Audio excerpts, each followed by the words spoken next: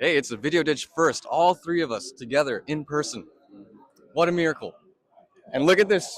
Where are we right now, Nick? It's PAX. It's PAX in Seattle. We're going to have a lot of great stuff, a lot of great interviews. I say some stuff. Sam says some stuff. Even Jake. That's right. Even I'll speak. I promise I'll speak. Gonna have some game devs of myself to interview. That's right. Anyway, enjoy this featurette, and we'll see you on the other side.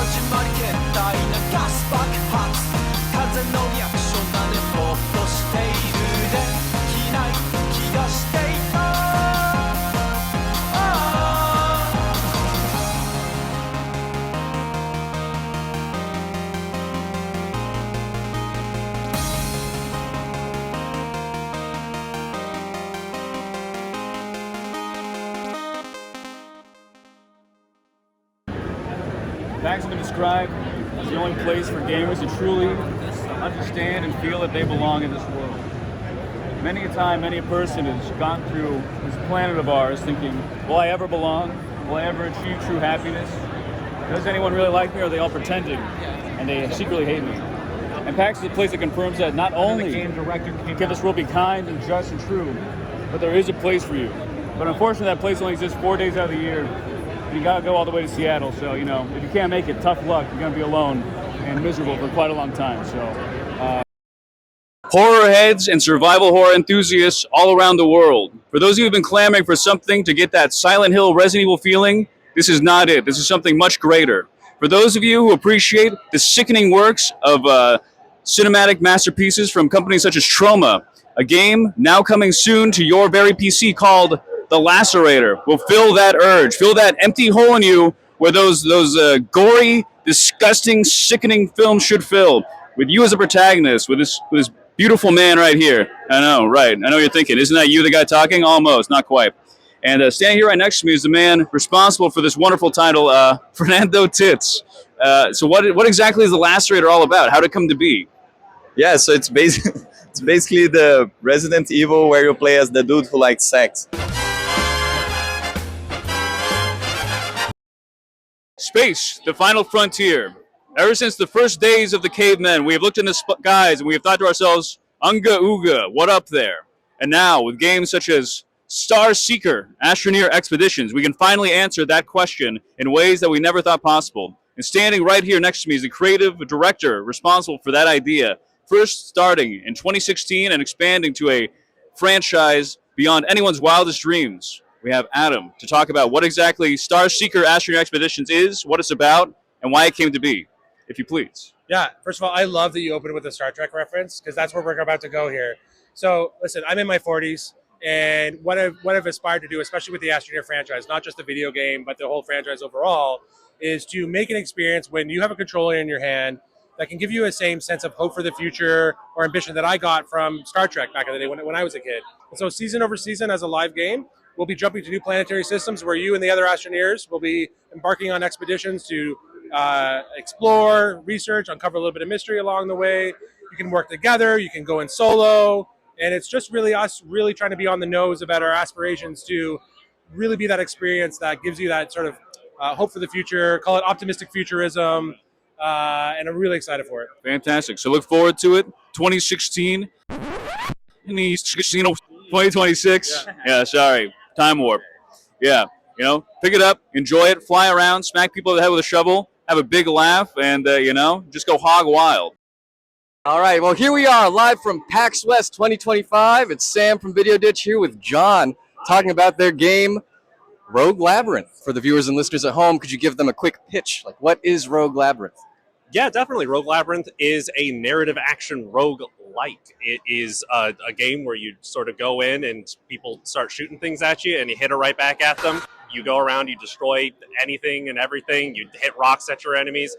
Your enemies, unconscious bodies on the ground. You can just hit that and throw it at your enemies. Whatever you want, just pinball all over the place and make a lot of effects. Lightning bolts, summon birds, all that kind of good stuff. Well, we're wishing you the best. Thank you for your time today, John. And that's us. That's been Video Ditch.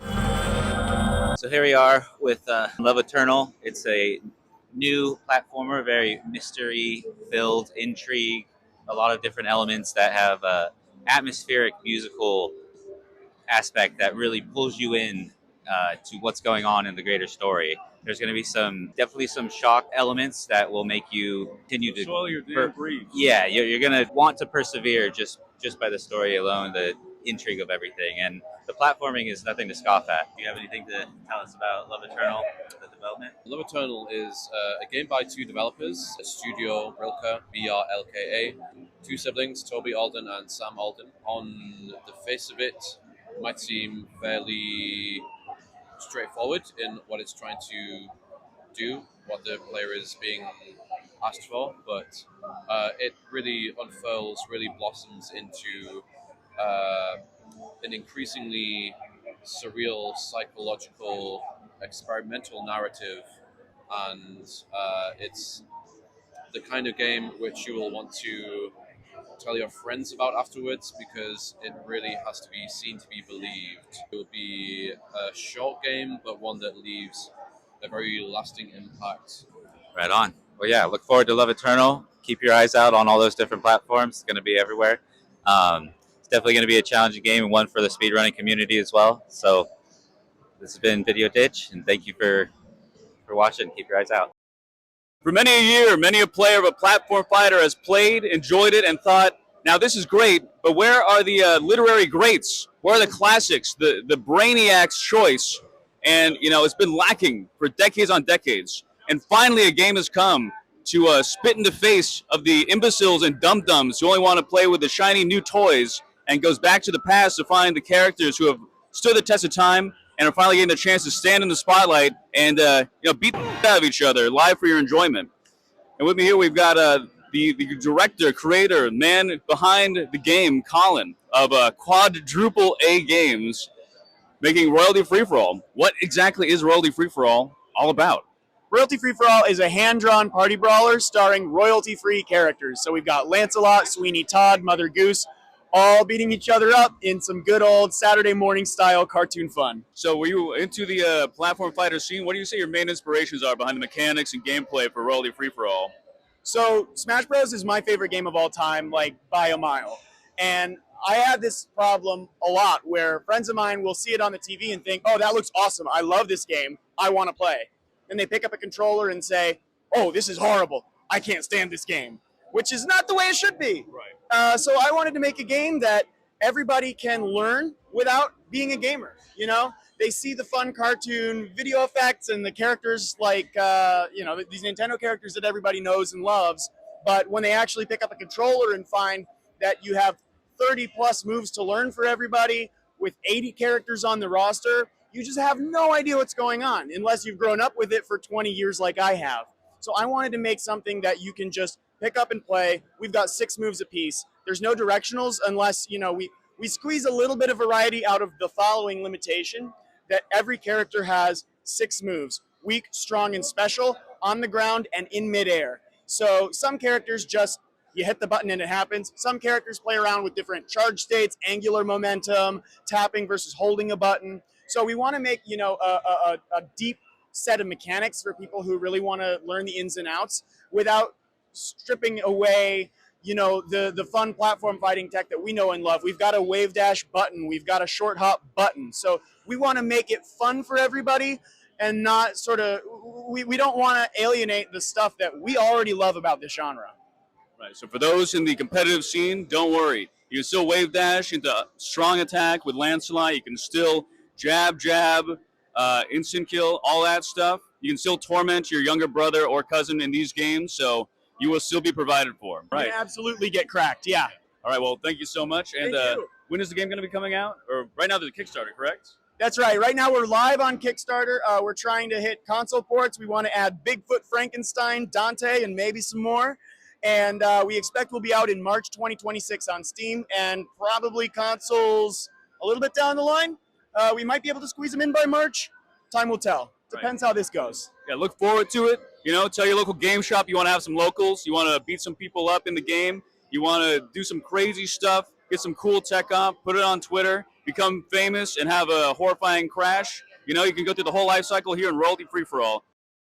Here we are, live from PAX West 2025. It's Sam with Video Ditch, and today I'm here with Zach, talking about his new game, Call of ELYNDRA. If you could. Yeah. I'm Zach, and I'm the creative director for Call of ELYNDRA, and we're at Quorum Studios, and so I'd like to have a conversation and talk about it. If you could give the elevator pitch for your game for viewers and listeners, what would it be? Right, so the easiest way to describe the game is it is a hybrid between Stardew Valley and The Legend of Zelda. And what were you showcasing today? Yeah, so we have our fishing demo. It's more of a technical demo. It's giving players the feel of the aesthetic, because we have a 2.5D art aesthetic. So players can walk around a small area, kind of get the feel for how the game is, the game design. And they can also play the fishing mini game, which is just one component of the farming, crafting aspects of the game. It feels very good to play. Jake and I can both confirm. As far as Jake caught the legendary fish, the mythical fish. So boosting his gamer cred as always. With the cozy genre being as popular as it is, how do you feel your project kind of sets itself apart? Yeah, I think it's because we're blending more of an action adventure side into it, and we're putting a lot more effort into that. I know something like Stardew, a lot of people like going to the mines, and that gave them a little bit of a break from the life sim, farming sim aspect of the game. But ours is much more akin to The Legend of Zelda. So you're going to be completing quests, solving puzzles. You're going to be finding key items in these areas and dungeons to be able to solve those puzzles. And they'll also be used for combat. So there's dual purpose combat and puzzle solving. And then you'll also be finding blueprint type things that you'll bring back to ELYNDRA to help upgrade the buildings, which will then also in turn allow you to craft higher level items. So it all works together in that regard, yeah. Very cohesive progression system. Love to hear it. Okay, last question. When can players expect to get their hands on your game? Yeah, so wishlist us on Steam and follow us. And over the next several months, we're going to have a more comprehensive demo available that will you'll be able to fish, but there'll be a lot more than that. So more of the combat aspect and the action adventure and farming components will be available for that. Thank you, Zach, for your time. Thank you. Great. It was a pleasure. All right. You are what you eat? No, you are what you meet in Swap Meat, the only game where you take the disgusting discarded entrails of your enemies' carcasses, stick them onto yourself to become more powerful and agile and horrifying than you could have ever imagined. This brand new game from One More Game is something that is sure to delight and shock audiences worldwide as soon as it releases. And with me here today is one of the men behind the creation of Swap Meat. So what can you tell me the game is all about? What exactly was the genesis of Swap Meat? Where did it come from? Yeah, sure. First, I'm Jamie Stormbreaker. I'm the co-founder, game director, lead designer. Swap Meat, we started developing about 2 years ago. We knew we wanted to build a third-person shooter that had co-op. We knew we wanted to get into the roguelite space, we were looking for a hook. So Jason Stokes, our art director, while we were prototyping, had this idea. I've got this other prototype where you can contra like side scroller, you can beat enemies and get their powers. It's like Mega Man. And I was like, okay, cool, yeah. So we played it, and we're like, how can we turn that into something that like maps to hero shooter controls? And so from there, we just started iterating on this crazy mechanic. It was hard to build because there's no other game that has this mechanic. What we had to figure out things like, how does health work? It's a really hard problem to solve in a roguelite where health is the downward pressure on your ability to play. Over a number of public play tests and internal testing for the last 2 years, we eventually get to the spot we're at now. We're really excited that we're running the 7th public play test on September 4th. We'll run to the 9th. Join us there on Steam, wishlist us. Runs on PC, Mac OS, keyboard and mouse, and controller support. And like I mentioned, from the beginning, we wanted to build a co-op game with no friction in joining your friends. Literally, the name One More Game is that feeling that you have on Friday night at 1 a.m. when you've been playing with your friends, and it's like, all right, dude, just one more game. So we have drop in, drop out multiplayer. The difficulty just scales dynamically, there's a narrative in the game. We have a campaign, and you can complete it out of order. It's non-linear narrative progression. We took that and the drop in, drop out aspects from Diablo 2. It was hard to solve, and I was like, wait a minute, this was solved in 2000. Let's use that. Yeah, perfect. Yeah. So what are some of the gameplay and artistic influences behind Swap Meat? I see you've got the Toe Jam and Earl hat. Did that have any bearing on the direction? Yeah, absolutely. So a lot of our inspiration comes from, Rick and Morty, Tim and Eric, 2000s. Tim and Eric, 2000s, or at least like the writers that this is surreal humor. Like we think we're funny. We named the game Swap Meat. Exactly. Your body parts are meat. Why not? But I think you should leave, Aqua Teen Hunger Force. Fantastic. Can't wait to see Space Ghost just flying around in game. It's all that, Ren and Stimpy.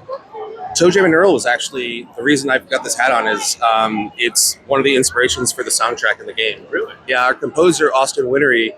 We met with him. He's worked on games like Journey. He's an amazing composer, and we were like, we've got this crazy game, and we're trying to get this like '90s, Toe Jam and Earl, Sega Channel, yeah. And so those would be a lot of around like visuals, some of our inspirations, or the narrative, or the tone, and then gameplay wise, I'm a huge fan of '90s shooters, so the game's really fast. Quake 3. Serious Sam, and then hero shooters like Overwatch. Those were huge inspirations in the combat. One of the things that is really fun about building a PvE game and something that's co-op is I don't need to balance everything. Exactly. It's intentionally not. We want you to feel powerful and find combinations that you think broke the game. and sometimes you did, and we'll like tweak it. But a lot of the stuff that you find in the game right now is from like develop a lot of the abilities and body parts that you find right now in the game is from working with players and finding like ways they put them together and then taking inspiration from it and taking bugs and turning them into features. Yeah, nice. Yeah, I noticed that even like a lot of the movement options, a lot of the feeling, like the difference between the starting little squishy meat guy, getting that meat on you, getting the really cool stuff, it changes the game radically. Very fun, for lack of a better word. And I'm really looking forward to seeing what the final product is and the really wild and crazy combination you create. I know you mentioned all the Adult Swim 90s stuff. Any like specific little references or nods to anything in the game that we can expect? There are so many Easter eggs in the game, like inside the suit of the employee that you spawn as, right? Yeah. As you lose body parts, you're actually just this like thing we call smart meat, which is a little meat wad. And we initially called it meat wad. We're like, hey, we can't call it that, guys. Yeah, we can't call it that, guys. We draw inspiration from a lot of humor. We think we're funny. We draw a lot of inspiration, and then we just pepper it into the game. So, like a lot of the humor is surreal, but it's also observational or reflective of the real world. So in Swap Meet, there's a narrative. The beginnings of it are like it's super late state. Like you are a fast food company. The mission is to feed the galaxy. But also you're not a human anymore. You're just getting printed out of a meat mold and then thrown on a quest. Like how is any of this possible in the first place? So there's these bosses that you run into. The second solar system, that's also on the show floor. It'll be in the Meat Lab 7 build. You can fight the second boss. The focus of the second solar system is the mutants, but it's basically idiocracy. Like you fight in their Capitol building. The boss fight is a WWE-inspired pro wrestling match. They're called the Pounding Fathers, it's a judge, a senator, president. It's just this over-the-top wrestling match, and each fight we use the swap meet mechanic to provide meat that is specific to the boss. You're not going to find anywhere else. And this one, there's a folding chair. Nice. And so the players have to figure out how to use the folding chair to beat the Pounding Fathers. Perfect. Yeah, full on WWF, just craziness. Maybe get Mean Gene in there, throw out some commentary. Yeah, I'd love to see it. Yeah, we got the All right. Daddy. There's these legs. They're called the Squat Daddy legs. They're the wrestler legs. Yeah. You shoot up into the air, you drop down. That's how you like knock people off the ropes. It's super fun. Fantastic. Yeah, full on just SmackDown versus Raw stuff you can expect to see in there. All right, so yeah, Swap Meet coming out. You can expect time you can play it is going to be when again? All the public tests we have, they're called Meat Labs. We number them. This is 7. It'll be the last one from September 4th to the 9th. Anyone that joins will get a cosmetic as a thank you for helping us develop the game. The game wouldn't be in the state that it's in without the feedback from players over the last 2 years. And then following that, this fall, the game will be released. All right, awesome. So yeah, this fall, look forward to Swap Meet. If you are tired of friend slop, you're tired of smiling, games without guns, game maybe where you climb around or you have a picnic or you're just having fun with your friends, having a tea party, and you think, God, I'm sick of it. I want some blood, violence, gore, some nasty stuff, some sticky red stuff. Check out Swap Meet. Play it, enjoy it, force all your friends to play it, and make sure you keep playing it and don't just tell them to play it and then, stop after like a week. And when 3 of you are still like, you know what I'm talking about. You've all been there. Anyways, check it out. All right, this video ditch takes me through with Rebel Engine here. Is there a new game coming out? Would you like to introduce yourself, sir? Yeah, I'm Julian. I'm the producer of the game. I'm really excited to be here in the US showing the game for the first time to an American audience. So it's really exciting from us coming from Argentina to show the game here. We got to play the game. It's extremely fluid and fun. Definitely influenced by Devil May Cry. Lots of combo elements with some first-person shooters. You even got a right hand, almost like a Bioshock plasmid/shooter. Yeah. Game is super fluid. It could not be more fun. I mean, also the art is just really beautiful. It makes you really feel like you're in it, following along with it.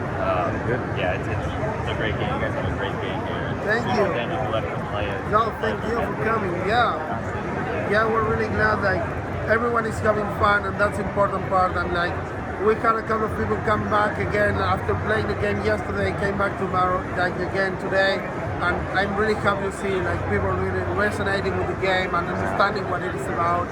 What platforms is the game going to be on? For now, we are trying to do like a really polished release on Steam.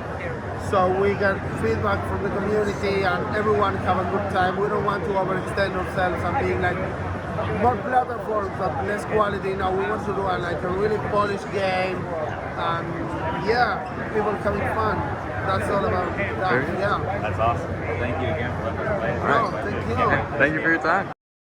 Randy Forge, publisher which is no stranger to outstanding games with shocking amounts of depictions of horrific mental issues, psychological traumas, and great gameplay. Games such as Lisa's Doki Doki Literature Club tell us that in fact these subjects can be explored in new and exciting ways, telling people horrifying, bizarre, and interesting things from a personal perspective. But in here, we got Fractured Blooms, game coming out in the very near future. And standing right next to me, we've got the CEO and director of that game, How's Fractured Blooms all about? Fractured Blooms is a farming sim, a life sim, a cozy game that kind of turns a little bit more psychological. There's a lot more layers than what you've seen so far. I'm hoping so. I'm hoping that like an onion that continues to peel like more and more wild games for those of you out there. It doesn't matter if you play Harvest Moon, Stardew Valley, Silent Hill, or Dark Souls. You've got some time on your hands. Even if you don't, make some time. Check out Fractured Blooms, see how it changes you, see how your thoughts towards gaming and storytelling changes. Maybe you thought it was just something to waste the time away after work because you just get home, crack open the beer, and pass up playing Fortnite. Change it up. Understand that it's as valid an art form as any film or book, which also you should probably get into just watching those stupid Marvel movies, okay? Elevate your brain, all right? Think of a previous time, the PlayStation 1. JRPGs were in their heyday, and we thought things are never going to get better than this. And for 20 years, that was the case. Enter Demon School, a game that dares to think, what if we had narratives on the same level of quality as those Halcyon days? Something that makes you think, wow, Persona 2 was great, but what about this? And that's what you get with Demon School. What exactly Demon School is all about? Demon School, as you've rightly said, is very much like a throwback to the days of Persona 1, Shin Megami Tensei. It's a turn-based tactics RPG with this slice-of-life narrative, companionship, relationships, and mystery alongside your classmates who you take into turn-based battles with demons and gangsters, and you unravel the origins of this demonic invasion which is happening. All the while you are at university on this island and you are trying to keep your grades up and have fun with your friends in between all the exploding demons. We hope that people who are familiar with Persona 1 and SMT will kind of enjoy the fresh modernization. And then people who have never played those games, we hope that they will be drawn in by the characters, the music, the inspiration from Italian horror cinema. So yeah, that's Demon School.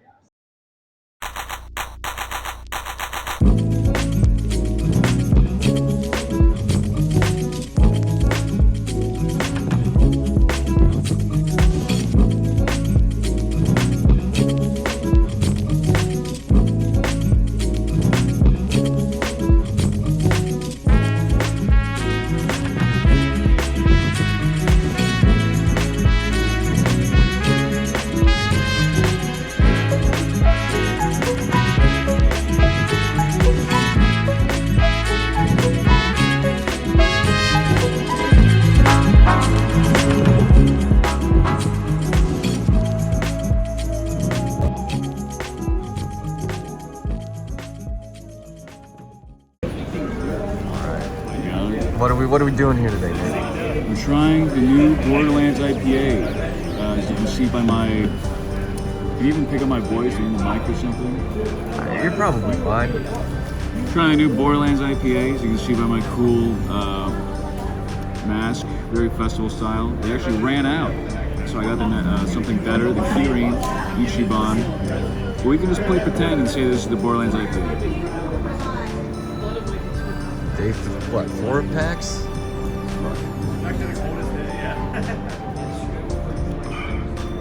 Yeah, it's how refreshing.